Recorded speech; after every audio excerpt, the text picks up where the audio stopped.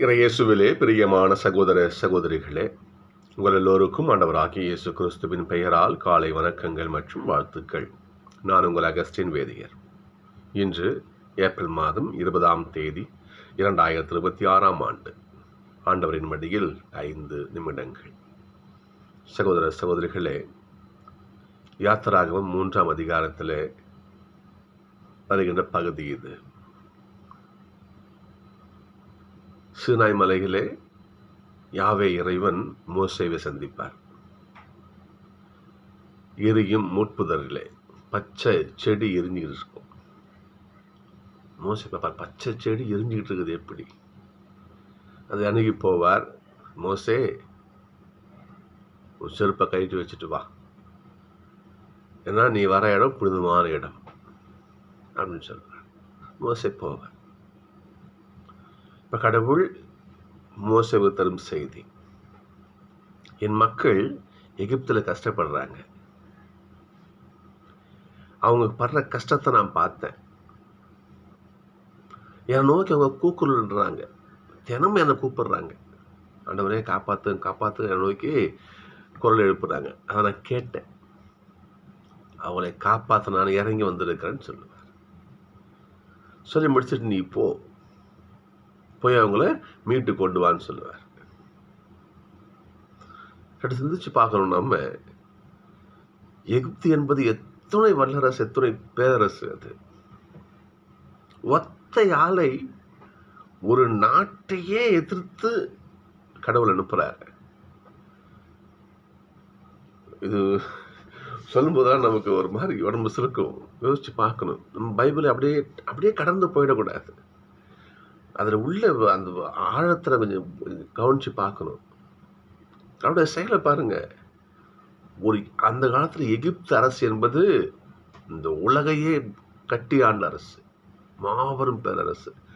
நம்ம இன்னைக்கும் பார்க்கணும். நம்ம அங்கே இருக்கும் பிரமிடுகளை அங்கே அந்த மக்கள் ஆட்சி செய்த ஒரு இன்னைக்கு நம்ம பிரமிச்சு பார்க்கணும். இன்னைக்கு நாம அப்போ யோசிச்சு பாருங்க, எகிப்து என்றால் எப்படிப்பட்ட ஒரு அந்த நாட்டை எதிர்த்து ஒரு ஆளை கடவுள் அனுப்புறார்.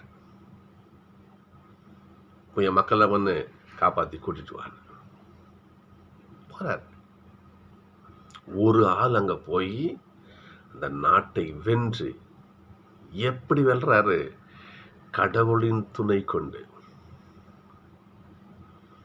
பார்வோன் எவ்வளவு திமிரா பேசுவான், நீங்களாம் பார்த்துருப்பீங்க, அவர் படிச்சிருப்போம். நாம 10 கொள்ளை நோய், அதெல்லாம் நம்ம எப்படி அதை சொல்ல விவரிக்க முடியாது. இந்த ஒரு ஆள் ஆரோனுக்கு துணை பேச்சுக்கு கூட வச்சுப்பார். இந்த 2 பேர் அந்த நாட்டையே கத்திகாலங்கள் செய்து பெரும் திரளான மக்களை காப்பாற்றி கொண்டு வருவாங்க. எப்படி முடிந்தது? கடவுளுடைய கரம் எங்கே இருக்கிறதோ அதை எதிர்த்து யாரும் நிற்க முடியாது. சரிங்களா? எலியா அத்தனை பாகால் தெய்வத்தினுடைய கூட்டம் உருவாங்க, அத்தனை கூட்டத்தையும் மண்ணை கவ செய்வார். எப்படி? யாவை இறைவனின் கூட இருக்கும் பொழுது. ஒரு பாட்டு வருவாங்க, என்னாய் இறைவன் இருக்கின்ற போது என் வாழ்விலே எனக்கு என்ன துன்பம் சொல்லுங்க பாப்போம். என் நாயன் கடவுள், என்னுடைய வலிமை கடவுளின் ஒருத்தர் இருக்கும் பொழுது அவரை ஏற்றி யார் இருக்க முடியும்? இன்னைக்கு முதல் வாசகம் பாருங்க பாப்பா. இன்னைக்கு ஸ்தேவானின் ஞானத்தையும் தூய ஆவி வாயிலாக அவர் பேசிய வார்த்தைகளையும் எதிர்த்து நிற்க முடியவில்லை. பேச முடியல ஸ்தேவானை எதிர்த்து. ஏனென்றால் அவர் கடவுளின் வல்லமையால பேசினார், தூய ஆவியின் துணையால் அவர் பேசினார். அவரை எதிர்த்து எவனும் பேச முடியல. பொய் சாட்சி தேடுறாங்க பாருங்க. பொய் சாட்சியை தேடி என்ன பண்றாங்க? அவரை அழிக்கிறார்கள்.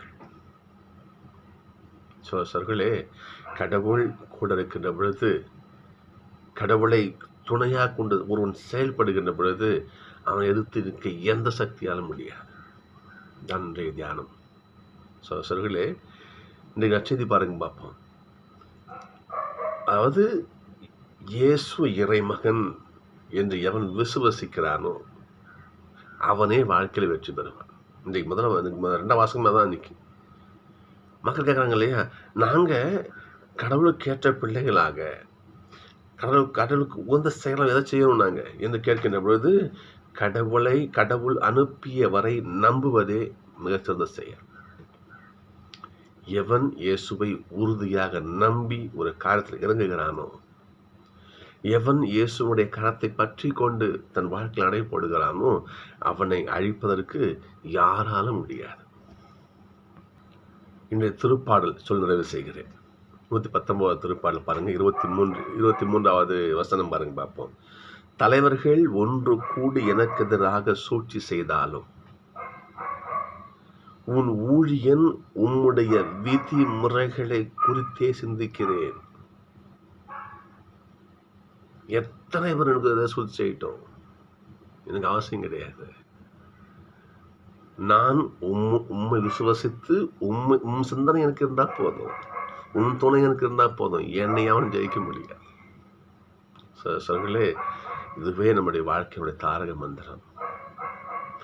எவன் ஒருவன் ஆண்டவரை ஆயனாக கொண்டிருக்கின்றாரோ, இல்லையா, இப்படி சொல்றது இது அது சொல்ல வார்த்தைகள் தடைபோடு வராது. கடவுளுடைய கரம் எவங்கிட்ட இருக்குதோ, கடவுளுடைய கரத்தை நான் பற்றி நடக்கின்ற பொழுது என்னை வெல்ல இந்த உலகத்தை எந்த சக்தியாலும் முடியாது. அதற்கு உதாரணம் தான் ஸ்தேவான். இன்னைக்கு அவரை எதிர்த்து நிற்கவே முடியல. ஏனென்றால் தூய ஆவியுடைய ஆசை அவர்கிட்ட இருந்துச்சு. சகோதரர்களே, நாமும் நம்முடைய வாழ்க்கையில் எல்லா தருணங்களிலும் கடவுளுடைய கரத்தை பிடிப்போம், தூய ஆவியானவரை பற்றி கொள்வோம். அவ்வாறு அவர்களை பற்றி கொண்டு நம்ம நடைபோட்டால் நம்ம எதிர்த்து நிற்க யாராலும் முடியாது. எனவே கடவுளை நம்புவோம், வெற்றி பெறுவோம். சந்திப்போம்.